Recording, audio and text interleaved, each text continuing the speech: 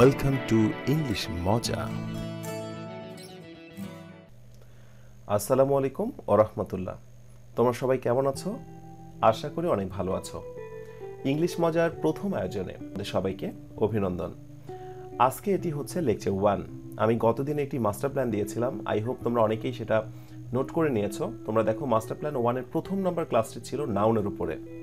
হ্যাঁ, আমি আজকে নাউনের উপরে কিছু গুরুত্বপূর্ণ নাউন দিয়ে দেবো, নাউন ওয়ার্ড দিয়ে দেবো, সেগুলো জাস্ট মুখস্থ করে ফেলতে হবে। এবং মনে রেখো আজকের এই ক্লাসটি তোমার জন্য খুব ইম্পর্টেন্ট, বিকজ এখান থেকে 1 বা 2 মার্কস তুমি অবশ্যই কমন পেয়ে যাচ্ছ। তুমি হতে পারো ভার্সিটি পরীক্ষার্থী, তোমার প্রস্তুতি হতে পারে মেডিকেল, ইঞ্জিনিয়ারিং, বা তোমার স্বপ্ন হতে পারে ঢাকা বিশ্ববিদ্যালয়, চট্টগ্রাম ইউনিভার্সিটি এটসেট্রা। বাংলাদেশের যে কোনো প্রতিষ্ঠানে তুমি যদি অ্যাডমিশন পরীক্ষা দিতে চাও, সেক্ষেত্রে অবভিয়াসলি আজকের লেসনটা খুবই গুরুত্বপূর্ণ। সো যে কাজটি করে নিতে হবে, বা যে কথাটি অলরেডি বলেছি, তোমরা একটি খাতা বানিয়ে নেবে, যে খাতার শিরোনাম হবে ইংলিশ মজা। সেখানে লেকচার 1 দিয়ে আজকের এগুলো নোট করে নেবে। তো মাস্টার প্ল্যানের 1-এ যেটা ক্লাস 1 নম্বরে ছিল নাউন, সেই নাউনের উপরে চলো আজকের আমরা গুরুত্বপূর্ণ ক্লাসটি শুরু করি। ওয়েল, তো ফার্স্টে তোমার জানা দরকার নাউনের উপরে আমি আসলে কি ধরনের আলোচনাটি আজকে করব। নাউনের উপরে আমার আলোচনাটি মূলত 2 ধরনের হবে। একটা হচ্ছে ওই যে নাউনের গ্রামাটিক্যাল ফ্যাক্ট কিছু, অর্থাৎ কোনটি প্রপার নাউন, কোনটি common noun, collective noun, material noun, সেগুলো স্টেপ বাই স্টেপ বুঝিয়ে দেওয়া। সেইটা হচ্ছে অন্য ক্লাসে আমি আলোচনা করব। আর আজকে নাউনের যে ক্লাসটি হচ্ছে সেটি হচ্ছে মূলত কিছু ওয়ার্ড থাকবে, যে ওয়ার্ডের নাউন সিঙ্গুলার থেকে প্লুরাল হচ্ছে একেবারে ব্যতিক্রম, সেগুলো জাস্ট মুখস্থ করে ফেলতে হবে। এইগুলো মুখস্থের ক্ষেত্রে বা মনে রাখার ক্ষেত্রে তেমন একটা সূত্র দরকার হয় না, আমি 2-1টা সূত্র দিয়ে হেল্প করব। তো যে নাউনগুলো সিঙ্গুলার থেকে প্লুরাল করতে হয়, সেইগুলো কোয়েশ্চেন প্যাটার্নটা ফার্স্টে কেমন হয় চলো একটু দেখে নিই। এই হচ্ছে কোয়েশ্চেন প্যাটার্ন। আচ্ছা, স্যাম্পল কোয়েশ্চেন 1, প্রথম কোয়েশ্চেন জাস্ট এইরকম কোয়েশ্চেন হতে পারে, আমি 3টা দিয়ে বুঝিয়ে দিয়েছি। Which one is a singular noun? নিচে যে 4টি নাউন রয়েছে তার মধ্যে কোনটা সিঙ্গুলার নাউন? তোমরা কি অনুধাবন করতে পারছো নিচের কোন নাউনটি সিঙ্গুলার? আচ্ছা, আমার সঙ্গে একটু মিলিয়ে নাও। নিচের এই 4টি নাউনের ভিতরে সিঙ্গুলার নাউন হচ্ছে ডি নাম্বারটা, ক্রাইসিস, সংকট। হ্যাঁ, অনেকে হয়তোবা অনেক লজিক খাটিয়েছ যে হয়তোবা এটার সঙ্গে এটা আছে এটা নেই। আসলে এত লজিক খাটিয়ে এই জায়গাটায় কোনো কাজ করা যাবে না। আমি কিছুক্ষণ পর একটা ওয়ার্ড লিস্ট দিয়ে দেবো, কিছু নাউন দিয়ে দেবো, যে ওয়ার্ডগুলো জাস্ট মুখস্থ করে ফেলতে হবে। এবং এই লেসনটা খুবই ইম্পর্টেন্ট, প্রতিটা পরীক্ষাতে অ্যাডমিশন টেস্টে তুমি এখান থেকে 1 বা 2 মার্কস কমন পেয়ে যাচ্ছ। Number 2, which of the following does not add V E S in the plural form? অর্থাৎ নিচে যে 4টা ওয়ার্ড রয়েছে, এই 4টা ওয়ার্ডের কোনটাতে ভিইএস যুক্ত করে প্লুরাল করা যায় না? আচ্ছা, রাইট আনসারটা হচ্ছে বি নাম্বারটা, রোবস। রোবস মানে কি? ছাদ। এইটার ক্ষেত্রে আমরা সাধারণত শুধুমাত্র সিম্পলি এস দিয়ে দেবো, বাকিগুলোতে কিন্তু ভিইএস, ওয়াইফস, ওভস, সেলফস, ঠিক আছে, সবগুলোতে ভিইএস যুক্ত করতে হবে। Number 3, which of the following word is singular? নিচের কোন ওয়ার্ডটি হচ্ছে সিঙ্গুলার? রাইট আনসার হচ্ছে এ নাম্বারটা, অ্যানালাইসিস। এটা হচ্ছে সিঙ্গুলার, তার মানে এই যে হচ্ছে ডেটা, ফার্নিচার, অ্যাপেন্ডিসিস, এই সমস্ত শব্দগুলো কিন্তু হচ্ছে প্লুরাল। তো এইভাবে আসলে কোয়েশ্চেন হবে অ্যাডমিশন টেস্টে। এবার চলো সেই ওয়ার্ডগুলো দেখিয়ে দিই যেগুলো জাস্ট মুখস্থ করে ফেলতে হবে, তেমন কোনো সূত্র নেই, যেগুলো সিঙ্গুলার থেকে প্লুরাল হচ্ছে একেবারে ব্যতিক্রম। এগুলো ফরেন প্লুরাল, একেবারে বিদেশ থেকে আমদানি করা।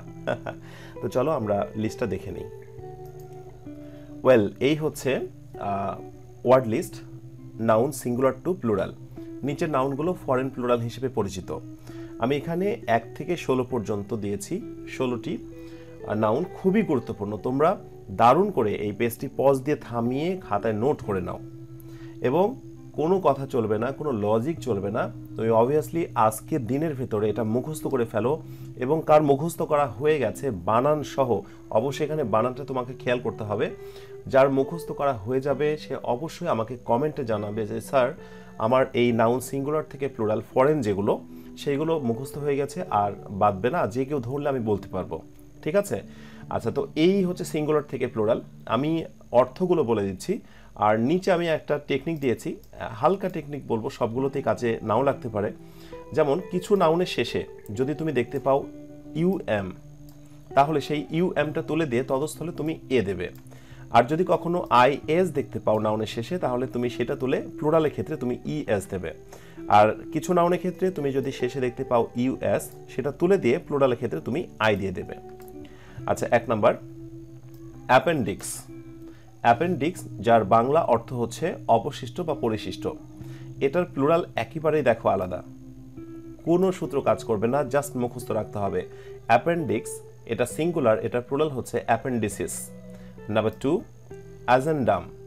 অ্যাজেন্ডাম যদি ইউএম থাকে, ওই যে কথাটি বলা হয়েছে, তাহলে প্লুরাল করার সময় লাস্টে একটি এ দিয়ে দিতে হবে, অ্যাজেন্ডা। ঠিক আছে। Number 3 crisis. ক্রাইসিস এই যে একটা ইএস, ঠিক আছে। এই যে আইএস থাকলে দেখো এই সূত্রটি এখানে কাজ করবে, আইএস থাকলে সেখানে একটা সিম্পলি ইএস দিতে হবে। এরপরে হচ্ছে ফর্মুলা। ফর্মুলা ফর্মুলা ফর্মুলা থেকে দেখো একেবারে ব্যতিক্রম হচ্ছে এটা ফর্মুলিয়ে, ঠিক আছে, বা ফর্মুলাস দুইটা হতে পারে। Number 5 memorandum. মেমোরান্ডাম এটা হচ্ছে সিঙ্গুলার, যার প্লুরাল হচ্ছে মেমোরান্ডা, ঠিক আছে। ওই সূত্রটা ইউএম থাকলে সেখানে একটি এ হয়ে যাচ্ছে। এরপরে সরি একটু মিসিং করেছি, আমার অর্থগুলো বলা দরকার। অ্যাজেন্ডাম যার বাংলা অর্থ হচ্ছে সূচি, সূচিপত্র, সূচনা। ক্রাইসিস যার বাংলা অর্থ হচ্ছে সংকট। আর ফর্মুলা সূত্র, এটা তোমরা জানো। আর মেমোরান্ডাম মানে হচ্ছে স্মারকলিপি। ভার্টেক্স মানে চূড়া। ভার্টিসেস এই যে দেখো এটা হচ্ছে ওই আগেরটার মতো অনেকটা। এরপর 7 নাম্বার ওয়েসিস মানে হচ্ছে মরুদ্যান। এটাকে আমরা ওই যে পার্ক যেটা বলি সেটারই সিনোনিম একটি ওয়ার্ড হচ্ছে ওয়েসিস, মরুদ্যান। ওয়েসিসের সঙ্গে একটা জাস্ট ইএস লাগিয়ে দিতে হবে, এই যে আইএস থাকলে লাস্টে ইএস দিতে হচ্ছে। এরপরে হচ্ছে মিডিয়াম, এটা হচ্ছে সিঙ্গুলার, আর মিডিয়া এটা হচ্ছে প্লুরাল। কি একেবারে ব্যতিক্রম না? হয়তো অনেকে এতদিন মনে করতে যে মিডিয়াটাই সিঙ্গুলার আর মিডিয়ামটাই হচ্ছে প্লুরাল, বাট আজকে জেনে নাও মিডিয়ামটা হচ্ছে সিঙ্গুলার আর মিডিয়াটা হচ্ছে প্লুরাল, যে মিডিয়াম মানে হচ্ছে মাধ্যম। এরপর নাম্বার 9 আর ডাটাম, এটা হচ্ছে সিঙ্গুলার আর ডাটা এটা হচ্ছে প্লুরাল। আমার মনে হয় এটা তোমরা অনেকেই পারবে, বিকজ ইন্টারমিডিয়েট তোমাদের কিন্তু আইসিটিতে এই শব্দটি প্রচুর পরিমাণে ব্যবহৃত হয়েছে। সঠিক আসল প্রনাউন্সিয়েশনটা হচ্ছে ডেটা, যদিও আমরা ডাটা বলি, বাট এটাকে আমরা বলবো হচ্ছে ডেটা। Number 10 phenomenon. ফেনোমেনন মানে হচ্ছে বিষয়, কোনো ঘটনা। এটার প্লুরাল হচ্ছে ফেনোমেনা। বানানের ব্যাপারে কিন্তু খুব কেয়ারফুল হতে হবে, এই ওয়ার্ডগুলো শুধুমাত্র মুখস্থ করলে হবে না, এগুলো কিন্তু একই সাথে সিঙ্গুলার থেকে প্লুরাল ক্ষেত্রেও আসে। আবার দেখা যাচ্ছে অ্যাডমিশন টেস্টে একটা ওয়ার্ড দিয়ে বলা হয় যে নিচের কোন বানানটি সঠিক। সো আমি তোমাদেরকে বলবো অবশ্যই নোট করার পরে, সেগুলো মুখস্থ করার পরে আবার তুমি না দেখে লেখার চেষ্টা করবে। দেখো ওয়ার্ড সংখ্যা কিন্তু খুব বেশি না, 1 থেকে শুরু করে মাত্র 16 পর্যন্ত, সেক্ষেত্রে একটু ভালো করে পড়া যেতেই পারে, তাই না? আর এখান থেকে যেহেতু 100% কমন আসবে, সেক্ষেত্রে চেষ্টা ত্রুটি করা যাবে না। 11 নাম্বার বেসিস মানে হচ্ছে ভিত্তি, প্লুরালটা একটু দেখে নাও। নাম্বার 12 থিসিস, প্লুরালটা একটু দেখে নাও। অ্যানালাইসিস, থিসিস মানে হচ্ছে গবেষণা, অ্যানালাইসিস বিশ্লেষণ, বানানটা দেখে নিতে হবে।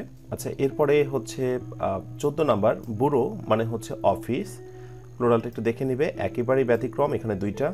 Number 15 focus. ফোকাস মানে হচ্ছে কেন্দ্রবিন্দু, এটার খেয়াল করে দেখেছো কতটা ব্যতিক্রম? হ্যাঁ, এখানে হয়তো বা ওই সূত্রটা কাজ করবে, ইউএস যদি থাকে সেক্ষেত্রে অবভিয়াসলি সেটা তুলে দিয়ে আই দিতে হবে। এই যে FOCI বলো তো এটার উচ্চারণটা কি হবে? ফোকাই, ঠিক আছে। FOCI এটা হচ্ছে ফোকাই।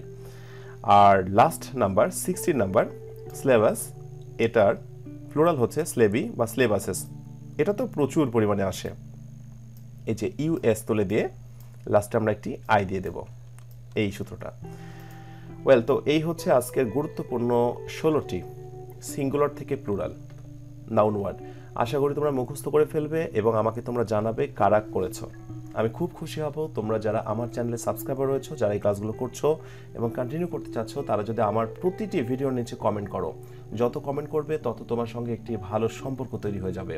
আর তোমরা যারা এখন স্মার্ট ভোকাবুলারিটা কেনোনি তাদেরকে বলছি দ্রুত কিনে ফেলো, বিকজ 19 তারিখ রবিবার থেকে সেই বইটার উপরে পরীক্ষা শুরু হচ্ছে। তো তোমরা সবাই অনেক ভালো থাকো। পরবর্তী লেকচার 2-তে তোমাদের সঙ্গে আবারও কথা হবে। অ্যাডমিশন প্রস্তুতি তোমাদের সবার মনের মতো হোক এই প্রত্যাশায় শেষ করছি। আসসালামু আলাইকুম ওয়া রাহমাতুল্লাহ।